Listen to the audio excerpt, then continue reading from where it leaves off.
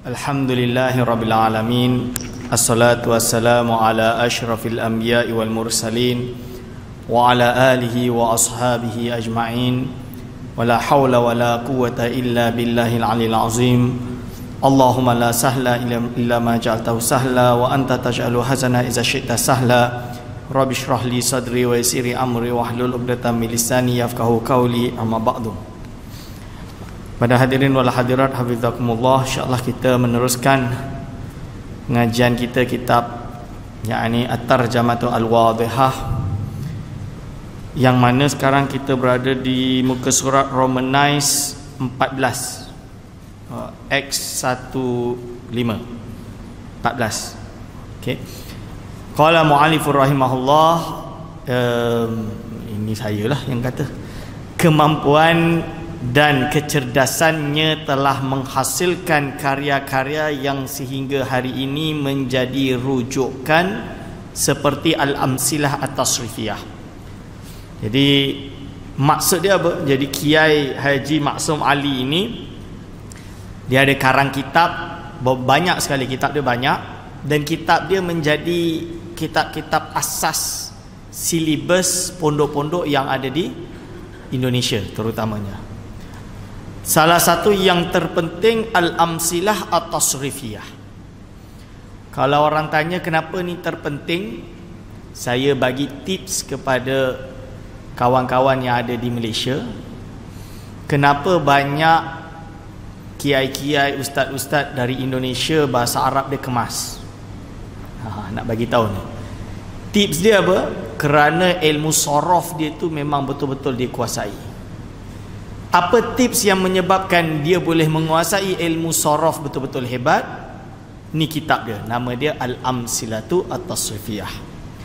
Kalau tak percaya, kitab ini dikarang oleh Kiai Haji Maksum Ali yang merupakan seorang Ahlus Sunnah wal Jamaah, Asy'ariyah, Syafi'iyah, Sufi, dan dia berada di bawah naungan Nahdlatul Ulama bersama mertua dia iaitu Kiai Haji Hashim Asy'ari.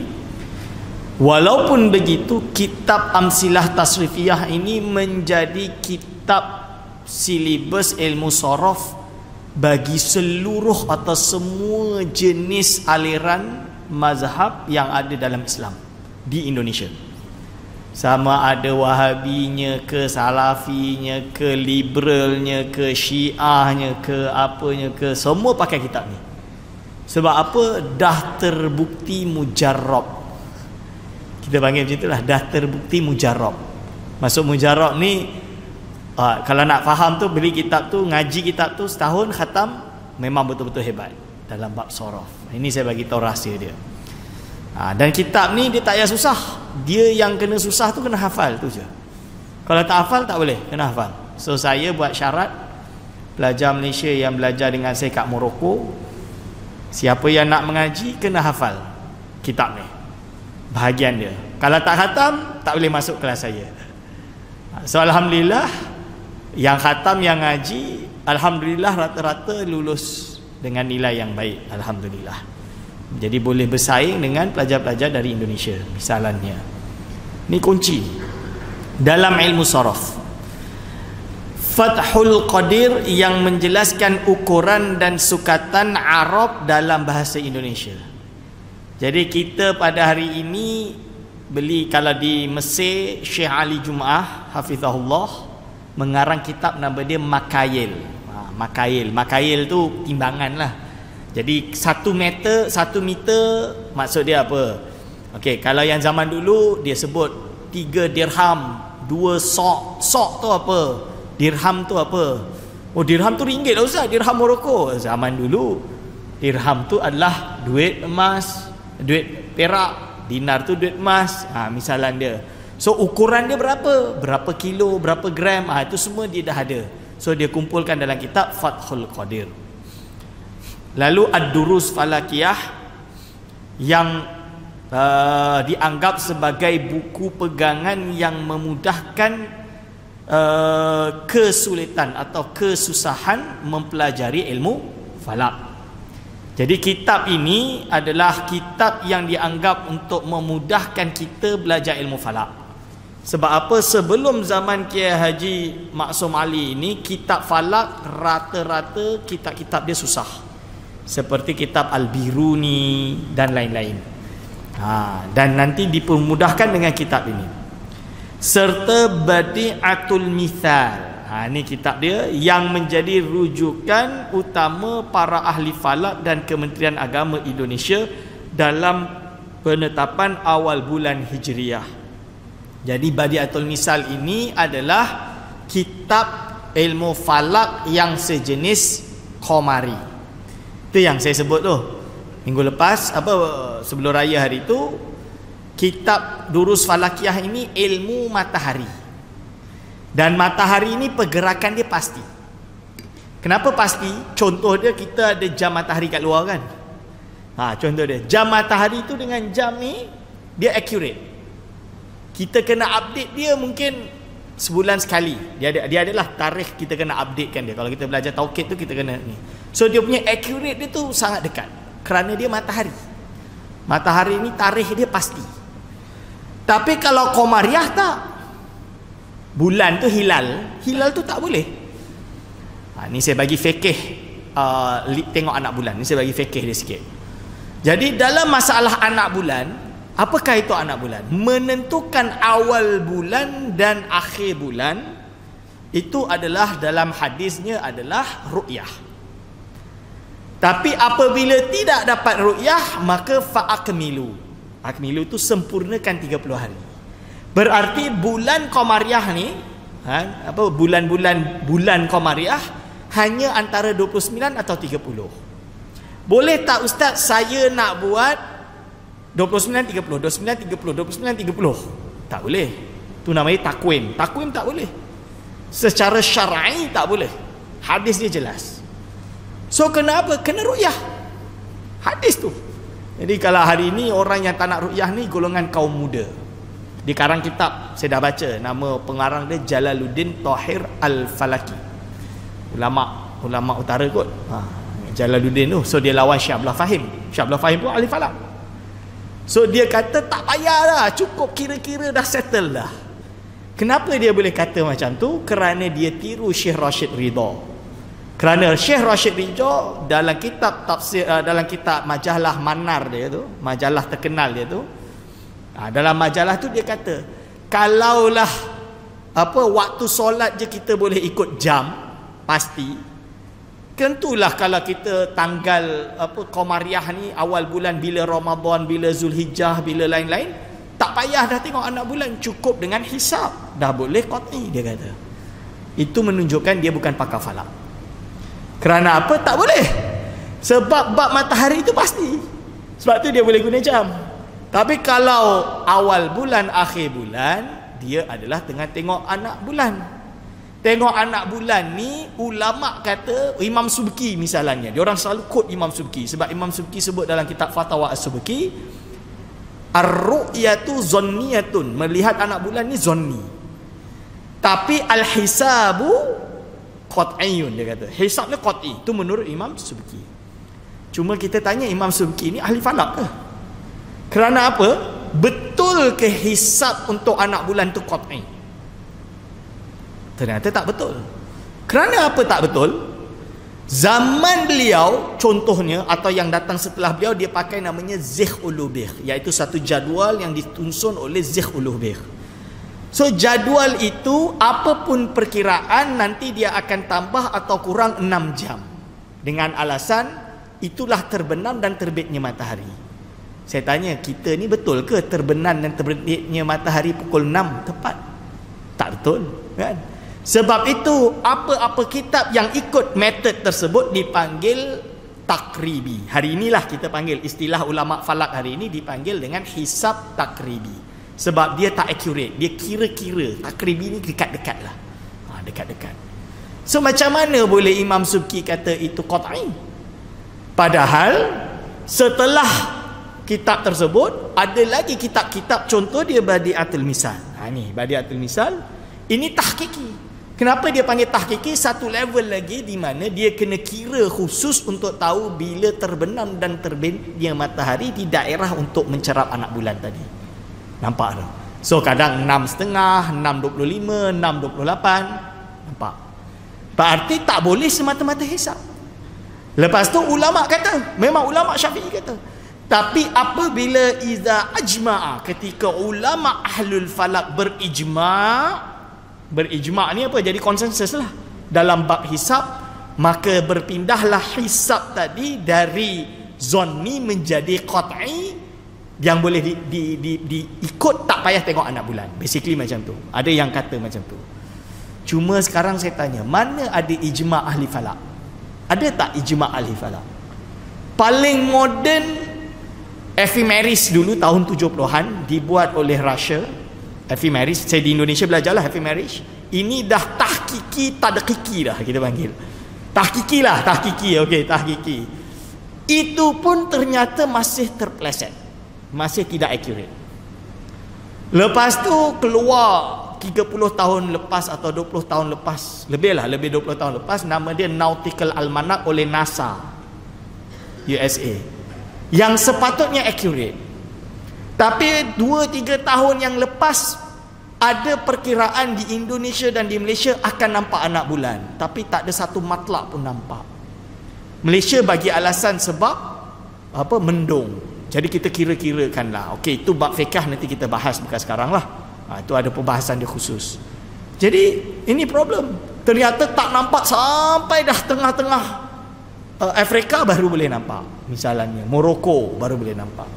Atas alasan ini, ulama mazhab yang lain, mazhab 3 selain mazhab Syafi'i, mereka sepakat bahawa dalam bab anak bulan kena ru'yah sahaja.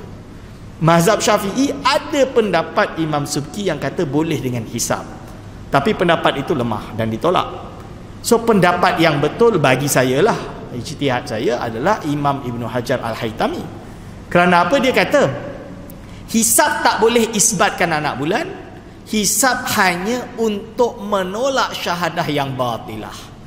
Kalau ada orang kata saya nampak anak bulan, macam mana anak bulan dia tonggek macam ni, ternyata anak bulan tu tonggek macam ni, nampak tu, dia tipu.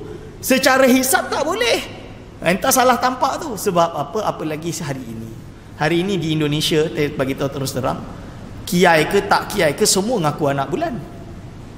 Pernah satu kes, ni zaman saya lah, dia ngaku nampak anak bulan macam ni macam ni. Bila kita kira tak boleh nampak, so impossible dia nampak. Mungkin kita kata husnudzon sebab dia kiai, kita kata lah, ini yang nampak ini adalah lampu, itu je, shadow lampu, itu je. Tak boleh kita kata itu nampak anak bulan. Kerana apa? Kerana tak sesuai dengan kriteria. Ini kita, dan sebab kes dia lah raya 3 hari. Raya tu ada 3 hari, Selasa, Rabu, Khamis. Sebab dia ngaku. Sebab yang pondok-pondok lain simple je. Oh, kiai tu dah nampak ru'yah. Keluar waktu tu bukan zaman ni, zaman SMS kan. Oh, ni kiai ni dah nampak, telefon kiai nampak. Ya, saya nampak. Okey, saya pun semua raya. Padahal Nahdlatul Ulama masih bergaduh lagi dekat dalam mesyuarat dengan Kementerian Agama, nampak ke tak nampak. Sebab Indonesia tak macam kita. Kita ada masjid raja-raja, tetap selesai. Sana tak boleh. Sana, mazhab saya tak sesuai mazhab Kementerian Agama, selamba je, tak ada masalah. Kita bersyukurlah kita kat Malaysia ada masjid raja-raja, tak adalah nak gaduh bab raya 3-4 raya berbeza. Cuma dalam bab fiqh mazhab Syafi'i jelas, apabila hukmul hakim yarfa'ul khilaf, kalau kerajaan dah putuskan, maka khilaf semua dibuang. Khilaf semua dibuang berarti kena raya ikut sesuai dengan keputusan yang pemegang mohon raja-raja lah, yang dikeluar TV tu, itu yang kita pegang. Tapi ini kadang-kadang banyak orang klaim mazhab Syafi'i kononnya dia lawan. Dia lawan, tak ada, bagi saya kena tengok anak bulan, saya tak nak pergi solat raya. Macam tu dia, saya solat raya seorang kat rumah, tak boleh. Mazhab Syafi'i ada satu kes je dia boleh buat macam tu, iaitu ahli falak, yang dia dah kira, dia tahu ini salah ni, yang betul-betul falak, dan dia kena beriman dengan ilmu dia. Betul, dia kena iman dengan ilmu dia. Dalam kitab fiqh macam tu. Tapi dia tak boleh bagi tahu orang lain, dia diam-diam je lah. So janganlah dia buat fitnah. Sebab bila dia ajak, ni bukan raya ni, raya besok, hari ni, salah ni kerajaan ni. Kalau dia buat macam tu, itu namanya membuka fitnah. Ini tak boleh. Sepatutnya dia sembahyang raya seorang lah. Itu ada dalam kitab Fathul Mu'in disebut dalam kes tersebut. Ini kena faham. Jadi kekurangan kita hari ini tidak menemukan seseorang yang ahli falak juga ahli fikih. Dua-dua dia gabungkan. Susah. Sangat sedikit. Kalau ada pun ahli falak hebat, mungkin bab fikih dia masih lemah. Kerana jam terbang dia membaca kitab fiqh tu mungkin masih kurang. Kalau ada ahli fikih memang betul faham, tapi bab falak dia zero. Memang tak faham, tak boleh kira langsung. Saya ada ustaz saya yang selalu datang sini. Dia memang pakar bab fiqh tu, masya-Allah, nahwu sorof semua hebat. Tapi satu ilmu je dia tak ada, ilmu falak. Dan ilmu falak tu dia serahkan kat saya lah. Dia kata, itu bahagian kau, aku tak boleh. Ini contoh dia. Okey. Dan Kementerian Agama Indonesia dalam penetapan awal bulan Hijriah. Kiai Haji Muhammad Maksum Ali wafat pada usia 46. Jadi umur dia muda lah, 46 dah meninggal. Jadi tanda orang yang soleh, Allah cinta. Allah cepat sambut nyawa dia. Ini banyak ulama meninggal muda. Pada tanggal 24 Ramadan 1351 Hijriah, bersamaan 21 Januari 1933. Sebelum Indonesia merdeka dia dah meninggal. Sesungguhnya kewafatan beliau merupakan satu musibah besar, terutamanya bagi para santri Tebireng. Jadi bagi santri Tebireng mengalami mengalami masalah musibah yang paling besar. Kenapa? Kerana ketika itu mereka kehilangan seorang guru yang membimbing mereka, yang membuatkan mereka ini menjadi seorang yang berilmu, ulama yang kaliber. Kerana beliau satu-satunya ulama yang menjadi rujukan dalam segala bidang keilmuan setelah Hadratus Syekh Kiai Hashim Asy'ari radhiyallahu anhum amin. Okey, kita masuk kitab At-Tarjamatul Wadihah lid-Durusil Falakiyah. Tarjamatul Juz'il Awwali minad Durusil Falakiyah lil Kiai Maksum Ali al-Mutawaffa sanah 1933 miladiyah. Jadi ini terjemah juz pertama daripada Durus Falakiyah bagi Kiai Maksum Ali yang meninggal tahun 1933 oleh saya lah. Allahumma salli ala Muhammadin wa ala alihi wa ashabihi. Jadi saya ikut kitab dia asli. Dia mulakan dengan salawat. Padahal kullu amrin dzibalin. Tapi kita ikut je lah. Ada hujah dia. Dalam Syarah Bajuri tu ada yang berpendapat tak apa mulakan dengan salawat. Bismillahirrahmanirrahim. Ay abtadi'u, aku memulai pengajian ini bismillahi dengan menyebut nama Allah Ar-Rahmani yang maha pemurah di dunia akhirat, Ar-Rahimi yang maha pemurah di akhirat sahaja. Alhamdu, segala puji empat perkara, lillahi dimiliki oleh Allah, wassalatu wassalamu, salawat dan salam, ala Rasulillah dicurahkan kepada pesuruh Allah, Sayyidina penghulu kita, Muhammadin iaitu Nabi Muhammad sallallahu alaihi wasallam. Jadi Nabi Muhammad ni penghulu kita semua. Bangga tak dia jadi penghulu? Bangga. Kalau tuan-tuan puan-puan nak tahu, golongan kaum muda tak suka nama Muhammad ditambah dengan Sayyidina. Tak suka. Saya ada baca buku kaum muda, sekarang saya dah habis tahqiq lah. Tadi dia memang tulis kenapa tahiyat akhir tak boleh ada Sayyidina. Hujah dia telah diriwayatkan oleh Imam Asy-Syafi'i dalam kitab Al-Um.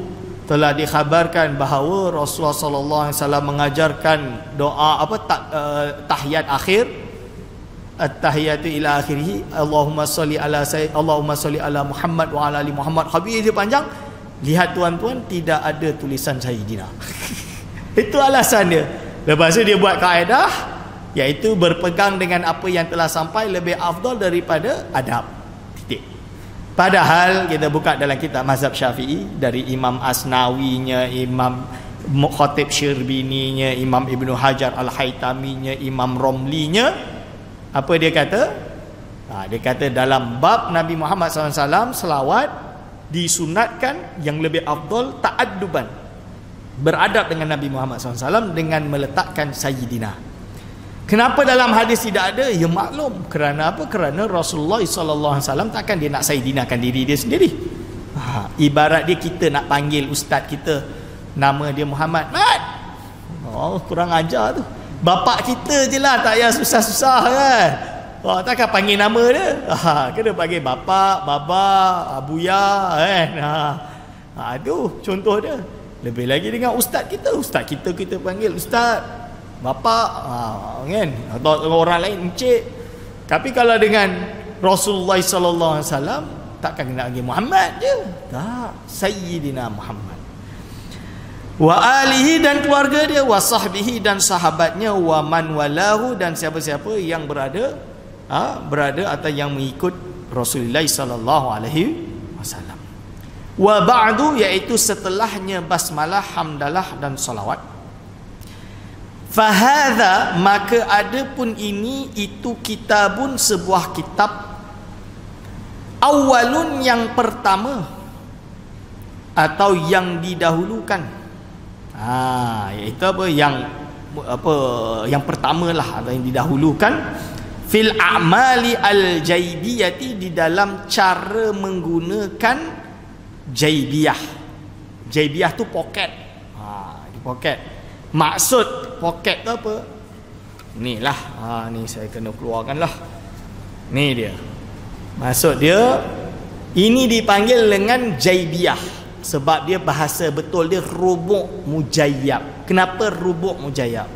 Kalau tuan-tuan nampak ini sebenarnya bulat, betul? Bila dia bahagi kepada 4 dipanggil 1/4, betul? Bahasa Arab 1/4 nama dia rubuk. Ni rubuk lah ni. Rubuk.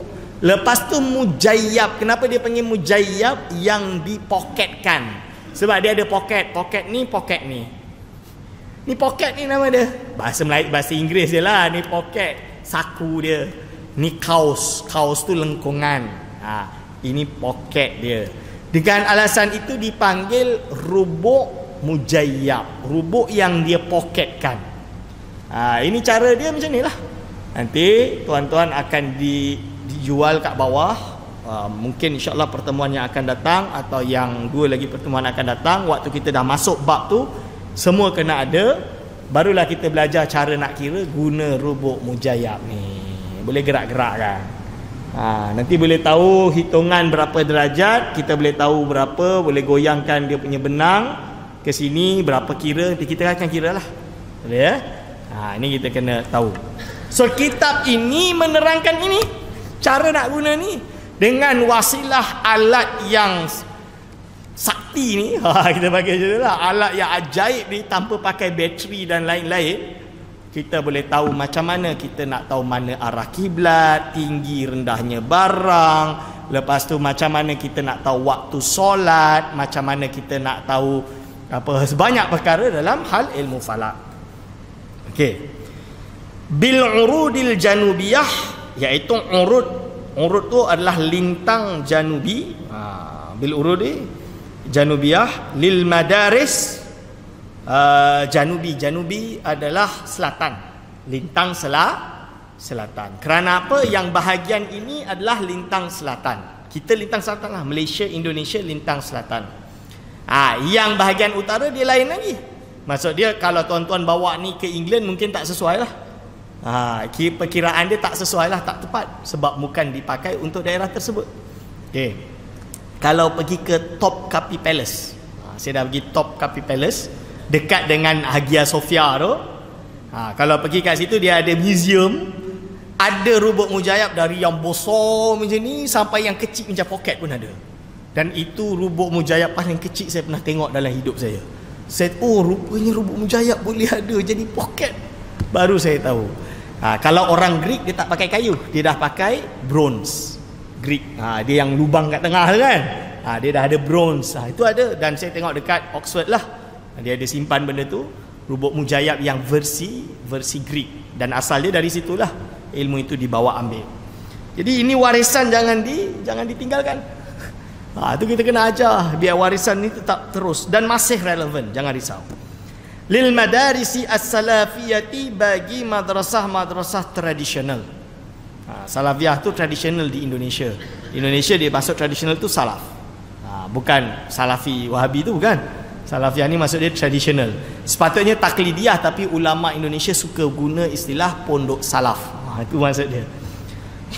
Mustamilun, yang mengandung, ala muqaddimatin, pada satu muqaddimah, wa khamsata asyara baban, dan 15 bab, wa khatimatin, dan satu khatimah.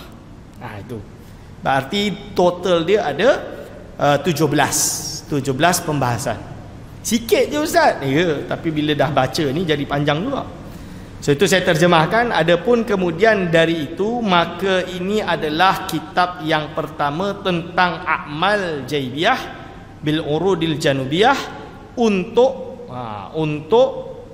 para pelajar pondok salafiyah, yang mengandungi satu muqaddimah, 15 bab, dan satu khatimah.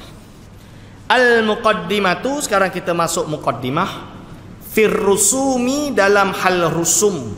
Rusum tu apa? Iaitu simbol-simbol, bukan simbol, garis atau nama atau tulisan atau pengenalan, wa ghairiha, dan selainnya, mimma, dari perkara yatawaqqafu alaihi al-amalu, yang mana segala perhitungan atau gerak kerja untuk mempelajari ilmu falak memerlukan untuk mengetahui istilah-istilah ini.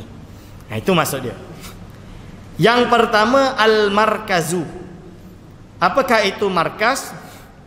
Markas wahwa ath-thaqabu alladhi fihi khaytul rubu'i. Kalau yang tak faham boleh baca yang bahagian kiri. Saya baca yang Arab dulu sebab ada pelajar yang dia Arab. Iaitu markas itu adalah lubang yang, boleh tengok kat kiri, adalah lubang yang padanya terdapat benang rubuk. Berarti apa? Yang namanya markas ni, kecil ni, lubang rubuk ni. Ustaz, tak ada rubuk lah, maaf ni, Akademi Jawi masih buat ni. So dia kena cepat sikit siap. Kalau dia siap nanti boleh semua beli, boleh pegang, tengok sendiri. Ini nama dia markas. Markas tu kat situ. Okay. Lalu yang kedua, qausul irtifa'. Wahwa al-qausu al-muhitatu birrubu'i maqsumatun tis'ina qisman mutasawiyatan wa yusamma kullu qismin darajatan tusawi sittina daqiqatan min daqaiqiha wa awwaluha yaminun nadhiri ilaihi idza kana al-markazu fil a'la. Qausul irtifa' iaitu garis melengkung yang mengelilingi rubuk. Qaus, kan saya panggil lah ini qaus kan? Ini dia. Qausul irtifa'. Yang mana dia kata qausul irtifa' iaitu garis melengkung yang mengelilingi rubuk dari awal qaus sampai akhir qaus. Awal qaus tu mana? Ini awal qaus, dari garis ni awal qaus sampai akhirul qaus. Okey. Yang mana yang mengelilingi rubuk dari awal qaus terbahagi atas 6 pecahan yang sama. Maksud dia apa? Dia bagi ni berapa derajat ini, dia bagi 6. Semua ukuran dia sama. Ada garis kan? Nampak tu? 1, 2, 3, 4, 5, 6. 6 total dia. So ada 6 garis, 6 pembahagian yang sama, dan dinamakan setiap pecahan itu derajat.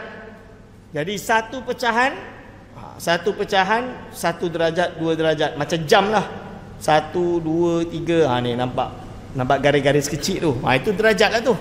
Derajat 1 derajat, 2 derajat, 3 derajat. Okey. Pula bersamaan 60 minit. Setiap pecahan itu derajat. 1 derajat pula bersamaan 60 minit. Jadi kita kena kira 1 derajat berarti 60 daqiqah atau 60 minit. Bahasa Arab dia daqiqah. Okey. Derajat pertama bermula di pihak kanan, si pemegang. Kanan di bahagian pemegang apabila markas diposisikan di atas. Jadi ini mula dari sini. Kalau ini ke atas berarti dia bahagian kanan sampai akhir. Okey. Lepas tu yang kedua, jaibut tamam. Apakah itu jaibut tamam? Wahwa al-khattu al-aymanu al-wasilu minal markasi ila awwalil qausi wal khututu an-nazilah minhu ilal qausi yusamma al-juyub mangkusah.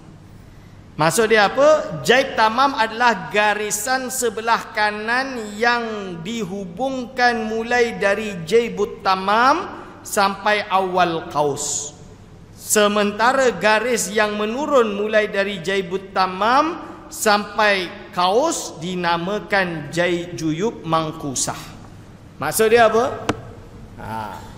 Ini jaibut tamam. Ini nama dia jaibut tamam. Dari mula sini turun ke sini, kan? Apa dia nama? Nama dia apa tadi? Juyub apa? Ya, yang pertama juyub ni. Sementara garisan yang menurun mulai dari jaibut tamam sampai kaus dinamakan juyub mangkusah. Ni nama dia juyub mangkusah. Okey. Lepas tu kalau jaib tamam adalah garisan sebelah kanan yang dihubungkan mulai dari jaibut tamam sampai awalil qaus. Boleh tengok kat sini tuan-tuan, kat belakang. Belakang tu jaibut tamam khair. Itu dia. Jaibut tamam, awalul jaib sampai akhirul jaibut tamam. Garis-garis ini dipanggil juyub mangkusah. Okey. Lepas tu jaibut tamam ni kat bawah. Ini garis dia. Ini nama dia jaibul mangkusah kepada kaus. Okey. Ni jaibut tamam, ini juyub mangkusah. Nanti dia ada siti ni nanti, siti ni. Ya, lepas tu yang keempat jaibus siti ni. Ini jaibus siti ni nama dia. Jaibus siti ni yang ada pemegang ni. Jaibus siti ni adalah garisan di kiri yang dihubungkan mulai dari markas sampai kepada akhir kaus. Ini nama jaib siti ni. Okey. Sementara garisan menurun mulai dari jaibus siti ni sampai kepada kaus dinamakan al-juyub mabsutah. Ini nama dia juyub mabsutah ni. Garis-garis turun ni. Ni nama dia juyub mabsutah. Okey. So kita dah tahu dah istilah tu. Lepas tu adapun permulaan dua jaib tersebut, jaibut tamam dan jaib siti ni bermula dari markas dan bagi setiap jaib terpecah kepada 60 apa ni? 60. Oh, bukan bahasa Arab dia. Wabtida'u adadil juyubi minal markasi wa kullu jaibin situna daqiqatan. Ini. Permulaan hitungan jaib adalah datang daripada markas dan setiap jaib adalah 60 minit. Ini maksud dia. Salah type ke ni? Patutnya minit, bukan saat. Terpecah kepada 60. Apa? Segat tu apa? Tu. Tak, tu salah type tu. Itu insyaAllah salah type. Ada 60 minit. Ni 60 minit. Ini sampai ini 60 minit. Itu nak kena betulkan tanda. Tanda. 60 minit. Ini sampai sini, ini sampai sini 60 minit. Itu yang betul. Okey? So tu dia garis dia. Sebab apa? Sebab derajat ada total dia. Kalau rubuk 90. Kan? Kita macam ni 90, 180. Putaran habis 360. Itu maksud dia. Tapi kalau juyub dia mesti 60 sahaja. Tak lebih. Okey. Lalu al-hadafatani iaitu ini bahasa Melayu. Al-hadafatani wa huma syarafatani atau syurafatani kharijatani anisyaklil rubu'i, iaitu hadafatan, iaitu dua bentuk yang menonjol ke atas yang keluar dari bentuk rubuk. Ini banyak rubuk kat Malaysia kadang tak ada. Ada yang saya jumpalah kat kedai, ada pernah nampak kat museum ke mana, dia tak ada ni. Sebab dia kertas je. Kertas tu bukan rubuk, dia kena lekat kat kayu. Sebab apa? Ini hadafatain. Nampak ni? Ini bukan perhiasan, Ustaz. Kalau tuan-tuan ada matahari, dia lempar kat sini kan, nanti shadow tu akan menentukan. Jadi kita kena sesuai shadow. Bila shadow kita panggil dalam bahasa Arab dia akhdhul irtifa'. Nak tahu ketinggian matahari, tu pakai shadow tu lah. Bila tahu shadow, tengok ni, benang ni berhenti kat mana, benang ni berhenti kat sini. Oh, ini berapa derajat, sekian, tulis. Macam tu. Ini contoh dia lah. Tu ada ilmu dia. Ada ilmu dia tu, nama dia hadafatain. Juga untuk tengok tinggi barang, rendah barang. Kalau orang pergi perang nak tahu ni, gunung ni berapa tinggi ni, kan? Tengok kira okey, calculation dia macam ni, berapa orang boleh naik. Tu contoh dia. Okey. Al-khaitu adalah bahasa Melayu balik. Al-khaitu wa huwa al-ma'ruf. Terjemahan dia saya terjemah, khait adalah benang yang sudah maklum. Yalah. Khait tu apa? Benang dia lah ni. Ni benang. Ni benang dia. So kalau robot tak ada benang, tak boleh buat kerja lah, tu je. Okey. Lepas tu al-muri wa huwa khaitun manzumun an khaitir rubu'i. Muri adalah benang pendek yang diikatkan pada benang rubuk. Tuan-tuan, benang pendek ada ni, benang pendek. Cuma saya punya dah tersimpul lah. Nanti balik saya kena pinjam isteri saya. Dia boleh lah untuk pisahkan ni. Ini benang muri dia panggil. Ada benang ni. Benang kecil ni dia boleh goyang-goyang kan. So macam contoh dia, kita dah tahu derajat dia banyak ni, kita goyangkan ke mana sesuai dengan instruction. Baru nanti kita pusingkan ke sini, kita tengok dia berada di mana. Oh, itu hasil dia. Contoh itu nama dia muri. Sebab semua istilah ni akan digunakan. Yang ke-8, asyaqul wa huwa asyaqalah, iaitu suatu benda syaqalah wala yahtaju li ghairi dzalika. Syaqul adalah bandul yang digunakan untuk menegakkan benang. Jadi dia kena bandul, dia kena berat lah. Tapi janganlah batu bata, cabutlah benang ni. Ringan je. Kami ada ni lah, macam ni. So dia boleh gantung, dia boleh ni, supaya benang tu lurus.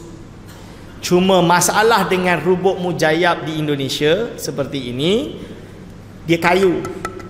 So kalau benang ni kita pakai lah 2 tahun 3 tahun, dia akan haus kat sini. Lubang ni akan haus, dia akan jadi besar. Bila besar nanti tak accurate dah. So terpaksa buang rubuk ni, kena beli rubuk baru. Tapi di Indonesia senang nak dapat, banyak. Ribuan kedai-kedai semua, kedai pondok tu semua ada. Kat Malaysia ni yang susah. So kalau tuan-tuan nak yang tak mudah haus, kalau menurut guru saya adalah beli yang bronze. Di Indonesia memang tak ada lah.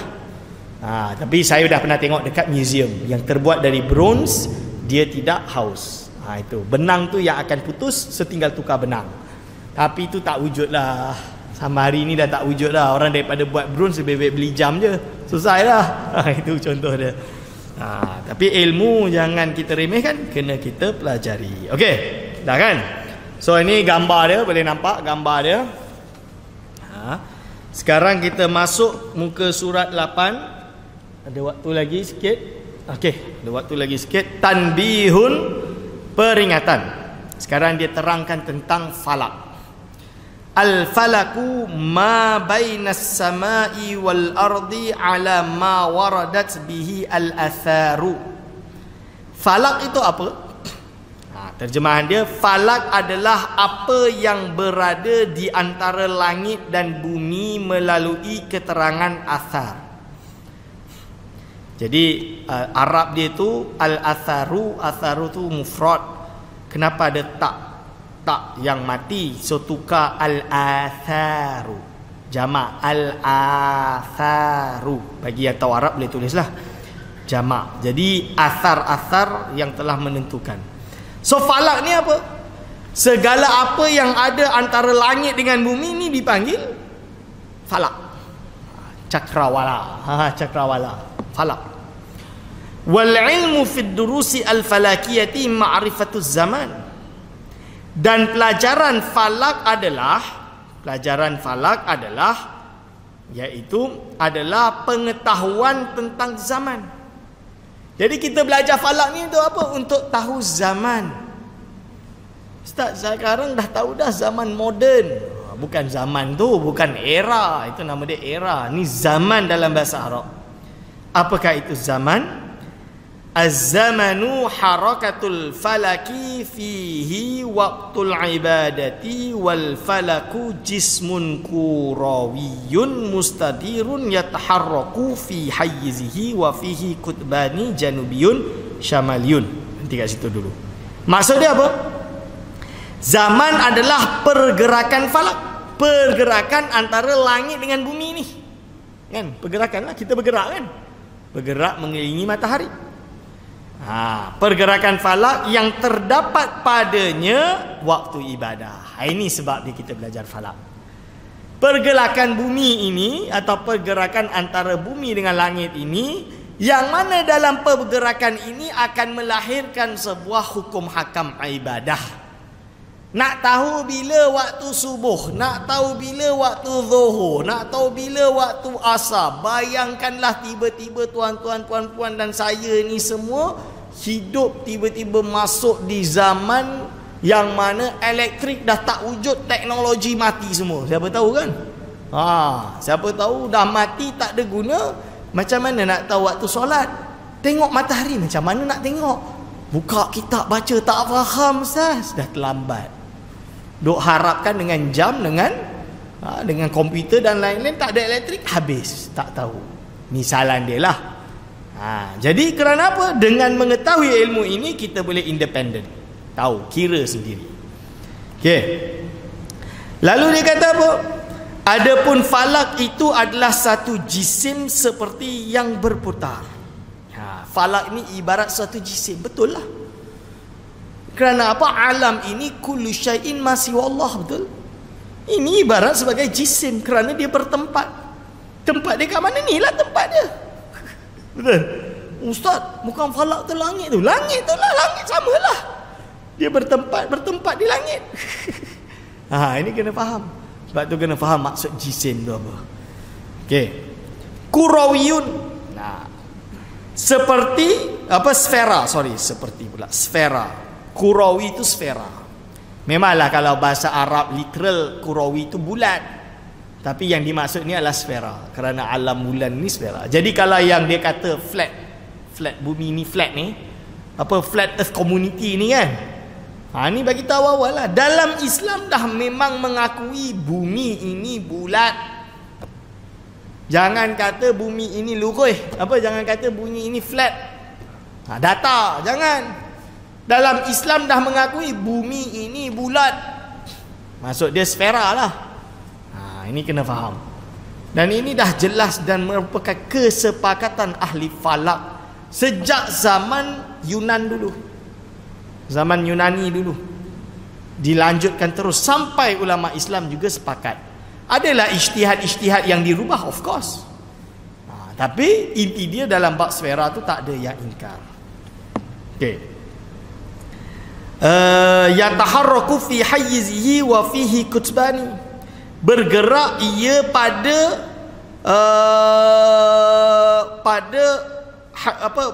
belt dia. Paksinya. Hayyizihi iaitu tempat dia. Okey, lalu disebut apa? Fihi kutbatani, dan mempunyai dua kutub, selatan dan utara.